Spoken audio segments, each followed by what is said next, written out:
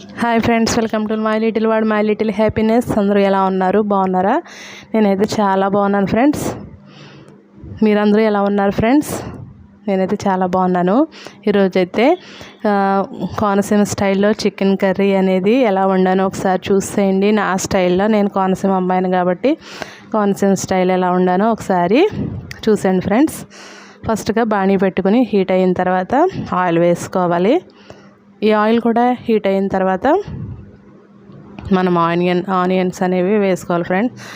కొంచెం ఆయిల్ అనేది నేను కొంచెం నాన్ వెజ్లో కొంచెం హెవీగానే వాడతాను అనమాట. చూడండి, నేనైతే ఒక 3 ఆనియన్స్ అనేవి కట్ చేసి, పచ్చిమిరపకాయలు కూడా కట్ చేసి పెట్టాను.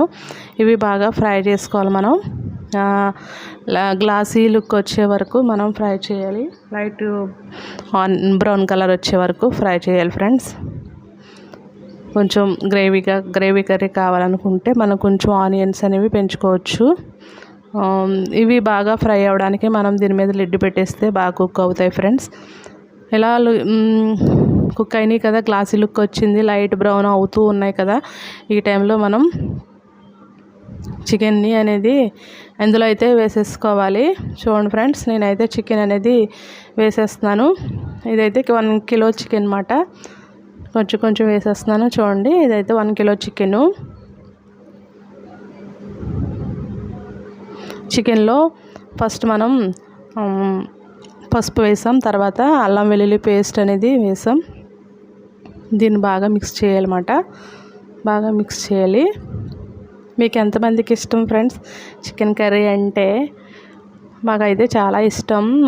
మా ఫ్యామిలీకి, మా బాబుకి, వాళ్ళందరూ కూడా బాగా చికెన్ కర్రీ అంటే చాలా ఇష్టం అన్నమాట. చికెన్ కర్రీ ఇష్టం లేని వాళ్ళు ఎవరు ఉండరు. మ్యాక్సిమం నాన్ వెజ్ తినేవాళ్ళు.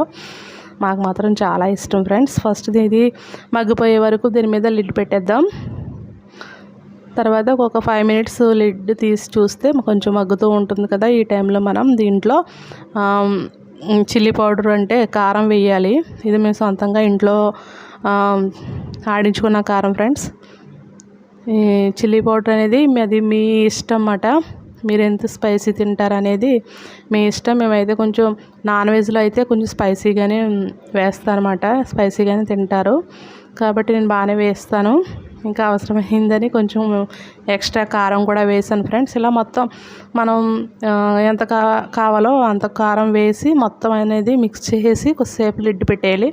కొంచెంసేపు లిడ్ పెట్టేస్తే దాంట్లో ఉన్న వాటర్ అంతా మన ఇలా పైకి వచ్చేస్తుంది. ఆ వాటర్ తోటి మన కర్రీ అంతా ఉడికిపోతుంది అన్నమాట. తర్వాత నేను దీంట్లో మసాలా అనేది వేసాను. ఇది కూడా నేను పౌడర్ చేయకోకుండా సొంతంగా ఇట్లా నూరింది. చూసారా ఫ్రెండ్స్? ఇక్కడైతే చికెన్ కర్రీ రెడీ.